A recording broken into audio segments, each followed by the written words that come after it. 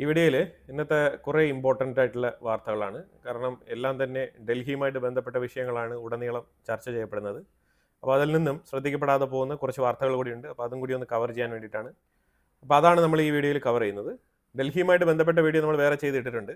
അപ്പോൾ എന്തായാലും പുൽവാമക്കാരനായിട്ടുള്ള ഉമർ അഹമ്മദ് എന്ന് പറഞ്ഞ വ്യക്തിയാണ് ഇപ്പം കൃത്യമായിട്ട് NIA കണ്ടെത്തിയിരിക്കുന്നത്. അതോടൊപ്പം വലിയൊരു സംഘത്തിനെ തന്നെ ഇപ്പം പിടികൂടിയിട്ടുണ്ട് ഡൽഹിയിൽ നടന്ന പൊട്ടിത്തെറിയുമായിട്ട് ബന്ധപ്പെട്ട്. അപ്പോൾ അതൊരു സൈഡിൽ ഇൻവെസ്റ്റിഗേഷൻസ് ഒക്കെ മുന്നോട്ട് പോവുകയാണ്. അടുത്തത് അമേരിക്കയിൽ നിന്നും ഒരു വാർത്ത. ഡൊണാൾഡ് ട്രംപിന്റെ വൈറ്റ് ഹൗസിൽ തന്നെയാണ് ഒരു വാർത്ത വരുന്നത്. ട്രംപ് പറഞ്ഞിരിക്കുന്നത് ഇന്ത്യയുമായിട്ട് വൈകാതെ തന്നെ ഒരു ട്രേഡ് ഡീലിൽ എത്തിപ്പെടും എന്നാണ് പറഞ്ഞിരിക്കുന്നത്. ഇപ്പോൾ ഇന്ത്യയുമായിട്ട് ഒരു ട്രേഡ് ഡീലിൽ എത്തിപ്പെടും എന്ന് പറഞ്ഞാൽ കഴിഞ്ഞ ആഴ്ച മുതൽ, അതായത് ഒരു 2-3 ഡേയ്സിന് മുമ്പ് തൊട്ട് നമ്മുടെ കമേഴ്ഷ്യൽ മിനിസ്ട്രി ഡിപ്പാർട്ട്മെന്റിന്റെ കീഴിൽ പ്രവർത്തിക്കുന്ന ഒരു സംഘം അമേരിക്കയിൽ വീണ്ടും അവരുടെ നിർദ്ദേശപ്രകാരമുള്ള നെഗോസിയേഷൻ മുന്നോട്ട് തുടരുകയാണ്. അപ്പോൾ അതിൽ ഇപ്പം മുന്നോട്ട് വെക്കുന്ന എന്ന് പറഞ്ഞാൽ ഇപ്പോൾ പീയൂഷ് ഗോയൽ പറഞ്ഞപ്പോൾ എന്താണ് പറഞ്ഞു പറഞ്ഞാൽ നമ്മൾ 190 ബില്യൺ US$ വർത്ത് വരുന്ന കയറ്റുമതി ഇറക്കുമതി രണ്ടുപേരും തമ്മിൽ, ഇന്ത്യയും അമേരിക്കയും തമ്മിൽ ആ ലെവലിലാണ്, ആ ഒരു വോളിയൂമിലാണ് ട്രേഡ് നടന്നുകൊണ്ടിരിക്കുന്നത്. അപ്പോൾ 2025 ജനുവരിയിൽ നമ്മൾ ഈ ട്രേഡ് ഡീലുമായിട്ട് ബന്ധപ്പെട്ട് സംസാരിച്ച സമയത്ത്, ഏതാണ് ഈ ബൈലേറ്ററൽ ട്രേഡ് എഗ്രിമെന്റുമായിട്ട് ബന്ധപ്പെട്ട് സംസാരിച്ച സമയത്ത് ആ വ്യാപാരം ശരിക്കും 190 എന്നതിലുപരിയായിട്ട് 2030 എത്തുമ്പോഴത്തേക്കും 500 ബില്യൺ US$ മറികടക്കുന്ന രീതിയിലുള്ള വ്യാപാരമായിട്ട് ഉയർത്തണം എന്നുള്ള ഒരു ആശയത്തോടു കൂടിയാണ് ഈ ബൈലേറ്ററൽ എഗ്രിമെന്റുമായിട്ടുള്ള ചർച്ചയ്ക്ക് തുടക്കം കുറിച്ചത്. അപ്പോൾ നമ്മളിപ്പോഴും അതിൽ തന്നെയാണ് അടിയുറച്ച് നിൽക്കുന്നത്. നമ്മളുടെ നിർദ്ദേശങ്ങളെല്ലാം തന്നെ അതുമായിട്ട് ബന്ധപ്പെട്ടാണ്. അതായത് നമ്മൾ തൽക്കാലം ഈ ഒരു താരിഫുമായിട്ട് ബന്ധപ്പെട്ട വിഷയത്തിൽ എന്തെങ്കിലുമൊക്കെ അഡ്ജസ്റ്റ്മെന്റുകൾ ഉണ്ടാക്കുക എന്നുള്ളതിലുപരി ലോങ് ടേം ആയിട്ടുള്ള ഒരു സ്റ്റേബിൾ ആയിട്ടുള്ള ഒരു എഗ്രിമെന്റ്, അതാണ് ഇന്ത്യ ഉദ്ദേശിക്കുന്നത്. ഓക്കെ, ഫോർ എക്സാമ്പിൾ നിങ്ങൾ 10-15 എത്രയാണെന്ന് വെച്ചാൽ നിങ്ങളുടെ ആ ഒരു പെർസെൻറ്റേജ് താരിഫ് നിങ്ങൾ ഇംപ്ലിമെന്റ് ചെയ്തോളൂ. പക്ഷേ അത് ലോങ് ടേം ആയിരിക്കണം. പക്ഷേ അതേസമയം അങ്ങോട്ടും ഇങ്ങോട്ടും അഫോർഡബിൾ ആയിരിക്കണം. അപ്പോൾ ആ രീതിയിലുള്ള നെഗോസിയേഷനാണ് മുന്നോട്ട് പോകുന്നത്. അപ്പോൾ ട്രംപും ഇതിനോടനുബന്ധിച്ചാണ് ഈ ഒരു പോസിറ്റീവ് ആയിട്ടുള്ള നോട്ട് രേഖപ്പെടുത്തുന്നത്. ഒരുപാട് നാൾക്ക് ശേഷമാണ് ഈ ഒരു പോസിറ്റീവ് നോട്ട് പുറത്തു വരുന്നത്. അപ്പോൾ ഇപ്പം പറഞ്ഞിരിക്കുന്ന ഈ ഒരു വിഷയം കുറച്ചുകൂടെ വിശ്വാസയോഗ്യമാണ് എന്നാണ് ഇന്ത്യയുടെ കമേഴ്ഷ്യൽ മിനിസ്ട്രിയിൽ നിന്നും വരുന്ന വാർത്തകൾ. അത് പ്രത്യേകിച്ച് പീയൂഷ് ഗോയൽ തന്നെയാണ് ഈ സ്റ്റേറ്റ്മെന്റ് ആവർത്തിച്ച് ഉറപ്പിക്കുന്നത്. ഇന്ത്യയും സൗത്ത് കൊറിയയും തമ്മിലുള്ള ഒരു കോൺട്രാക്ട്, അതായത് ഹ്യുണ്ടായി കമ്പനിയുമായിട്ട് ഒരു എഗ്രിമെന്റ്, ഇത് ഇന്ത്യൻ നേവിയുമായിട്ട് 1,30,000 കോടി കരാറാണ് ഈ ഹ്യുണ്ടായി കമ്പനി ഒപ്പുവെച്ചിരിക്കുന്നത്.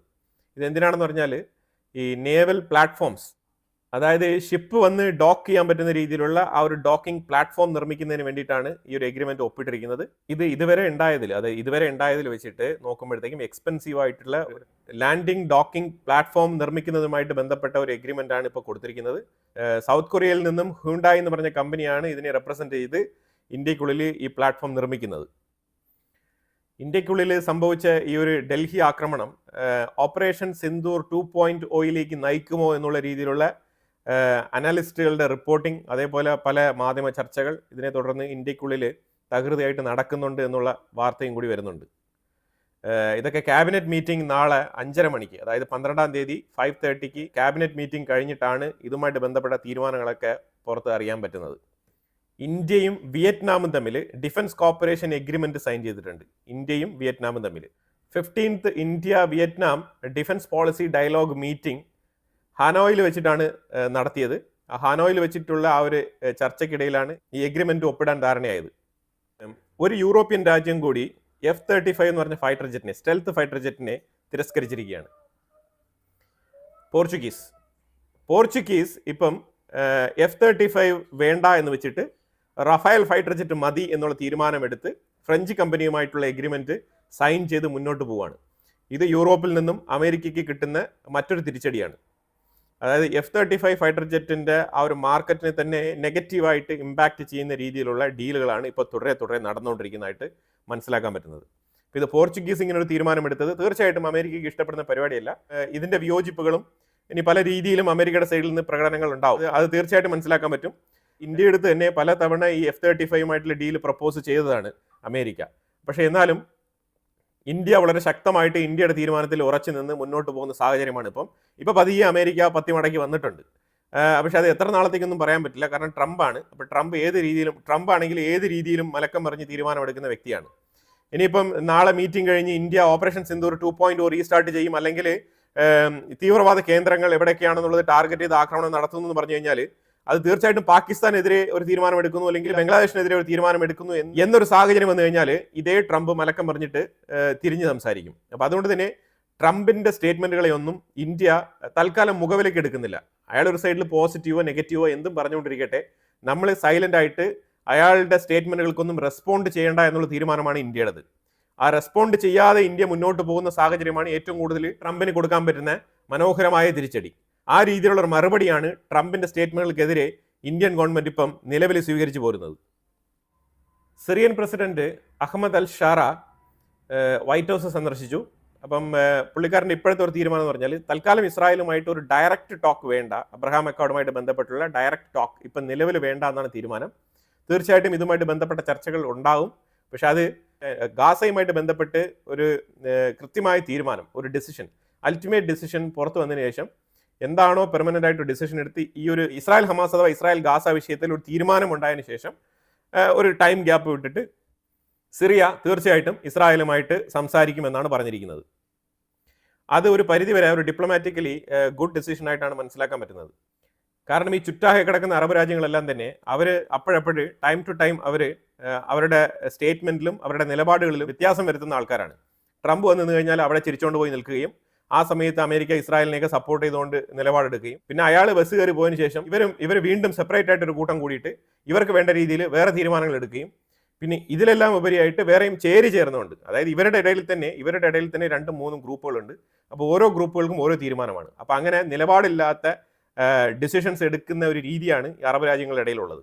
അപ്പോൾ അതുകൊണ്ട് തന്നെയാണ് അഹമ്മദ് അൽ ഷാറ കുറച്ച് കോഷ്യസ് ആയിട്ടുള്ള തീരുമാനങ്ങൾ എടുക്കാം എന്ന് ഉദ്ദേശിച്ചത്. അമേരിക്കയിൽ ഡൊണാൾഡ് ട്രംപും BBC-യും തമ്മിൽ ഒരു ചെറിയ പ്രശ്നം. എന്താണ് പ്രശ്നം എന്ന് പറഞ്ഞാൽ ഈ ഗാസ പീസ് സബ്മിറ്റ് നടന്നല്ലോ, അതുമായിട്ട് ബന്ധപ്പെട്ട് ട്രംപ് നടത്തിയ സ്പീച്ചിൽ ചെറിയ ഭാഗങ്ങൾ എഡിറ്റ് ചെയ്തിട്ടുണ്ടായിരുന്നു. ആ എഡിറ്റ് ചെയ്ത ഭാഗങ്ങളിൽ വന്ന സ്പീച്ച് ശരിക്കും ഇസ്രായേലിനെതിരെ ട്രംപ് സംസാരിച്ചതുപോലെ ആക്കി തീർത്തുകൊണ്ടുള്ള ബ്രോഡ്കാസ്റ്റിംഗ് ആണ് BBC ചെയ്തത് എന്നുള്ള നിലയിലുള്ള ഒരു ആരോപണമുണ്ട്. ആരോപണം അതിലുപരിയായിട്ട് അവർ എഡിറ്റ് ചെയ്തു എന്നുള്ളത് അവർ അംഗീകരിക്കുന്നുണ്ട്. അപ്പോൾ ഈ അംഗീകരിച്ചത് കൊണ്ട് തന്നെ ഏതാണ്ട് $1 ബില്യൺ കോമ്പൻസേഷൻ ചോദിച്ചുകൊണ്ട് ട്രംപ് BBC-യെ ഭീഷണിപ്പെടുത്തുന്നു എന്നാണ് മനസ്സിലാക്കാൻ പറ്റുന്നത്. BBC-ക്കെതിരെ കേസ് ഫയൽ ചെയ്യാനുള്ള സാധ്യതയുണ്ട് എന്നുള്ള ഒരു പേടി BBC-ക്ക് ഉണ്ട്. $1 ബില്യൺ വർത്ത് വരുന്ന കോമ്പൻസേഷൻ എമൗണ്ട് ചോദിച്ചുകൊണ്ടുള്ള കേസ് ട്രംപ് ഫയൽ ചെയ്യാൻ സാധ്യതയുണ്ട് എന്നാണ് BBC ഇതിനെ റിപ്പോർട്ട് ചെയ്തിരിക്കുന്നത്.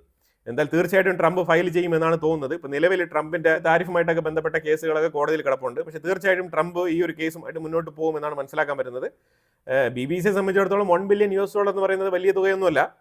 പക്ഷേ അവരുദ്ദേശിക്കുന്നത് ഈ ഒരു ഇൻസിഡന്റിൽ അവരുടെ സൈഡിലുള്ള ന്യായങ്ങൾ നിരത്താൻ വേണ്ടിയിട്ട് അവർ ബാധ്യസ്ഥരാണ്. അപ്പോൾ ആ എഡിറ്റിങ്ങിന്റെ ആ പൂർണ്ണ രൂപം എന്താണെന്നും അവർ കൊടുത്ത വാർത്ത എന്താണെന്നും ഉള്ളതൊക്കെ അവർ ന്യായീകരിക്കുമെന്നാണ് പറഞ്ഞിരിക്കുന്നത്. പാലസ്തീനിയൻ അതോറിറ്റി നയിക്കുന്ന മെഹ്മൂദ് അബ്ബാസ് ഒരു തീരുമാനം എടുത്തിട്ടുണ്ട്. തീരുമാനം എന്ന് പറഞ്ഞാൽ ഫൈനാൻഷ്യൽ ചീഫ് PA അതോറിറ്റിയുടെ ഫൈനാൻഷ്യൽ മിനിസ്റ്ററെ ഫയർ ചെയ്തിരിക്കുകയാണ്, അയാളെ എടുത്ത് കളഞ്ഞിരിക്കുകയാണ്. എന്തിനാണെന്ന് പറഞ്ഞാൽ ഈ ജയിലിൽ നിന്ന് ഇറങ്ങി വന്നല്ലോ, ഇപ്പോൾ ഇസ്രായേൽ റിലീസ് ചെയ്ത് കുറേ ആൾക്കാരെ ജയിൽ മോചിതരാക്കിയിട്ടുണ്ട്. അപ്പം ഇവരുടെ ഒരു പോളിസി പ്രകാരം അവർക്ക് സ്റ്റൈഫൻഡ് കൊടുക്കേണ്ടതാണ്. സ്റ്റൈഫൻഡ് കൊടുക്കുന്നത് പറഞ്ഞാൽ ഇവർ ഇസ്രായേലിൻ്റെ ഉള്ളിൽ ജയിൽ വാസം കഴിഞ്ഞ് വന്നു കഴിഞ്ഞാൽ ഇവർക്ക് സ്ഥിരമായിട്ട് മാസം ഇവർക്ക് വരുമാനം, അതായത് സ്റ്റൈഫൻഡ് കൊടുക്കണം അവർക്ക്. അങ്ങനത്തെ ഗ്രാൻഡ് കൊടുക്കുന്ന പദ്ധതിയുണ്ട്. അപ്പോൾ ഈ പദ്ധതിയുടെ പേരിൽ കുറച്ച് നാളായിട്ട് ഇപ്പം ഈ ഒരു പദ്ധതിയുമായിട്ട് ബന്ധപ്പെട്ട് ഒരു അൺസർട്ടനിറ്റി നിലനിൽക്കുന്നുണ്ട്. ഈ പ്രോഗ്രാം മുന്നോട്ട് കൊണ്ടുപോകാമെന്നും കൊണ്ടുപോകുന്നില്ല എന്നും ഇത് നിർത്താൻ പോകുന്നു എന്നുള്ള രീതിയിലുള്ള പല രീതിയിലുള്ള തീരുമാനങ്ങളൊക്കെ മാറിയും തിരിഞ്ഞൊക്കെ വരുന്നുണ്ട്. പക്ഷെ ആ സാഹചര്യത്തിൽ മെഹ്മൂദ് അബ്ബാസ് തന്നെ PA അതോറിറ്റിയെ മുന്നോട്ട് കൊണ്ടുപോകാൻ വേണ്ടിയിട്ട് ഒരു പുതിയ നേതാവിനെ സജസ്റ്റ് ചെയ്തിട്ടുണ്ടായിരുന്നു. അയാളും ഈ ഒരു പ്രോഗ്രാം മുന്നോട്ട് കൊണ്ടുപോകണമെന്നാണ് പറയുന്നത്. ആ സാഹചര്യത്തിൽ ഈ ഫൈനാൻസ് മിനിസ്റ്റർ ഈ പുതിയതായിട്ട് ജയിൽ മോചിതരായിട്ടുള്ള ആൾക്കാർക്ക് ഈ സെയിം ഫണ്ട് അലോക്കേറ്റ് ചെയ്ത് കൊടുത്തിട്ടുണ്ട്. അതിൻ്റെ പേരിലാണ് ഇയാൾക്കെതിരെ നടപടി എടുത്തിരിക്കുന്നത്. ഇതിനിപ്പോൾ ഈ ഫൈനാൻഷ്യൽ മിനിസ്റ്റർ പറഞ്ഞിരിക്കുന്ന ഒരു എക്സ്പ്ലനേഷൻ എന്ന് പറഞ്ഞു കഴിഞ്ഞാൽ, അതായത് ഈ പാലസ്തീനിയൻ അതോറിറ്റിയുടെ തലപ്പത്ത് കുറച്ച് ചേഞ്ചസ് കൊണ്ടുവരാൻ വേണ്ടിയിട്ട് ശ്രമിക്കുന്നുണ്ട്. ആ ചേഞ്ച് കൊണ്ടുവരുന്നതിൻ്റെ ഭാഗമായിട്ട് കുറേ ആൾക്കാരെ ഫയർ ചെയ്യുന്നുണ്ട്. അതായത് അതിന് വേണ്ടിയിട്ട് ചില കാരണങ്ങൾ, സില്ലി ആയിട്ടുള്ള റീസൺസ് കണ്ടെത്തുകയാണ്. അങ്ങനെ സില്ലി ആയിട്ട് കണ്ടെത്തുന്ന റീസണിൽ ഒന്നാണ് ഈ ഗ്രാൻഡ് കൊടുത്തത്. കാരണം ഈ ഗ്രാൻഡ് തുടർച്ചയായിട്ട് കൊടുത്തുകൊണ്ടിരിക്കുന്ന ഒരു പദ്ധതിയാണ്. അപ്പോൾ അതുകൊണ്ട് ഇപ്പോൾ പുതുതായിട്ട് ആൾക്കാർ ഇപ്പം റിലീസായി വന്നെന്ന് പറഞ്ഞാൽ അവരെ അതിൽ നിന്ന് മാറ്റി നിർത്താനൊന്നും കഴിയില്ല. ഞാൻ എൻ്റെ ജോലിയാണ് ചെയ്തത് എന്നാണ് പുള്ളിക്കാരൻ്റെ വാദം.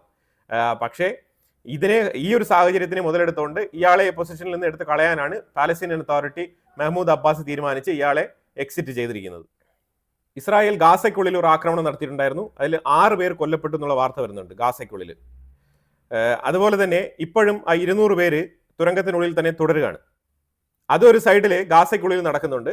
അതിലുപരിയായിട്ട് ലെബനാന്റെ ഉള്ളിലേക്ക് വന്നു കഴിഞ്ഞാൽ ഇസ്രായേൽ ലെബനാൻ ഗവൺമെന്റുമായിട്ട്, ജോസഫ് ആവൺ നടത്തുന്ന ലെബനാൻ ഗവൺമെന്റുമായിട്ട് സംസാരിച്ചിട്ട് കാര്യങ്ങൾ വ്യക്തമായിട്ട് പറഞ്ഞിട്ടുണ്ട്. അതായത് ലെബനാൻ ട്രൂപ്സിനെ നിങ്ങൾ സദൻ ലെബനാൻ ഭാഗത്ത്, ഇസ്രായേലിന്റെ നോർത്തേൺ സൈഡിലും സദൻ ലെബനാന്റെ ഭാഗത്തേക്ക് വിട്ടിട്ട് ആ മേഖലയിൽ കംപ്ലീറ്റ് പെട്രോളിംഗ് നടത്തുക.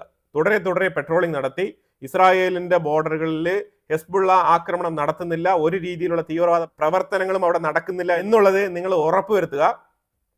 അങ്ങനെ ഉറപ്പുവരുത്തുന്നില്ല എന്നുണ്ടെങ്കിൽ ഞങ്ങൾക്ക് വളരെ ഈസി ആയിട്ട് ചെയ്യാൻ പറ്റും. കാരണം ഇസ്രായേലിന്റെ 5 ചെക്ക് പോസ്റ്റുകൾ അവിടെ ഉണ്ട്. ഈ 5 ചെക്ക് പോയിന്റുകൾ കൃത്യമായിട്ട് മോണിറ്റർ ചെയ്തിട്ട് ഇൻഫർമേഷൻ തരും.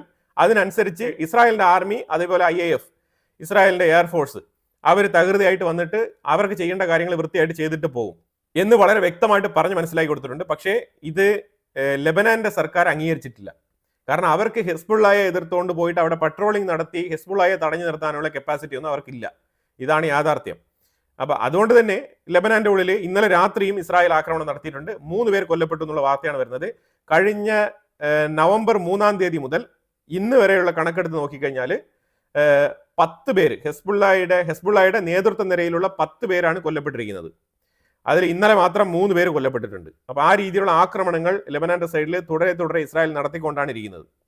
ഇസ്രായേലിന്റെ കെനസെറ്റ് അഥവാ നെസറ്റിന്റെ ഉള്ളിൽ ഒരു ബില്ല് പാസ്സാക്കിയിട്ടുണ്ട്. ഈ ബില്ല് എന്ന് പറഞ്ഞാൽ ഏതെങ്കിലും ഒരു തീവ്രവാദിയെ ഇനി, അതായത് ഇപ്പം മുതൽ ഏതെങ്കിലും ഒരു തീവ്രവാദി ഇസ്രായേലിയുടെ മേളിൽ ഏതെങ്കിലും ആക്രമണം നടത്തി ആ ഒരു കേസിലാണ് പിടിക്കുന്നത് എങ്കിൽ അതിൽ അയാൾ നടത്തിയ ആക്രമണത്തിൽ ആ ഇസ്രായേൽ പൗരൻ കൊല്ലപ്പെട്ടു എന്നാണ് കണ്ടെത്തൽ എങ്കിൽ അതിനെ കോടതിയിലൊക്കെ കൊണ്ടുപോകും, കേസൊക്കെ നടക്കും. പക്ഷേ penalty should be death penalty.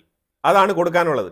ആ രീതിയിലുള്ള ഒരു നിയമം പാസ്സാക്കി വെച്ചിരിക്കുകയാണ്. അപ്പൊ അതുകൊണ്ട് ഇനി ഇസ്രായേലികളുടെ മേളിൽ ആക്രമണം നടത്തി എന്നുള്ള പേരിൽ ഏതെങ്കിലും പാലസ്തീനികളെയോ അല്ലെങ്കിൽ ഏതെങ്കിലും തീവ്രവാദികളെ പിടിച്ചുകൊണ്ട് പോയി കഴിഞ്ഞാൽ ആ കേസിലാണ് പെടുന്നുണ്ടെങ്കിൽ വധശിക്ഷ ഉറപ്പാണ്. അതാണ് ഇസ്രായേൽ ഇപ്പം നടപ്പിലാക്കി വെച്ചിരിക്കുന്ന പുതിയ നിയമം. യമനിൽ നിന്നും ഒരു വാർത്ത വരുന്നുണ്ട്. അതായത് ഇനി ഇസ്രായേലിന്റെ മേലിലേക്ക് നടത്തുന്ന ആക്രമണങ്ങൾ ഇനി അവർ നടത്തില്ലെന്നും, അതുപോലെ തന്നെ റെഡ് സീയിലൂടെ കടന്നു പോകുന്ന ഷിപ്പുകളുടെ മേളിലും അവർ യാതൊരു ആക്രമണങ്ങളും നടത്തില്ല എന്നുള്ള ഒരു സ്റ്റേറ്റ്മെന്റ് യമന്റെ സൈഡിൽ നിന്ന് വന്നിട്ടുണ്ട്. ഇത് തീർച്ചയായിട്ടും അമേരിക്കയെ കൊണ്ട് സാധ്യമല്ല, ഇത് ഇസ്രായേലിനെ കൊണ്ട് മാത്രമാണ് ഇത് സാധിച്ചത്. കാരണം വേറെ ഒന്നുമില്ല, എൻറ്റയർ ക്യാബിനറ്റ് തന്നെ ഇസ്രായേൽ വൈപ്പ് ഔട്ട് ചെയ്ത് കളഞ്ഞു.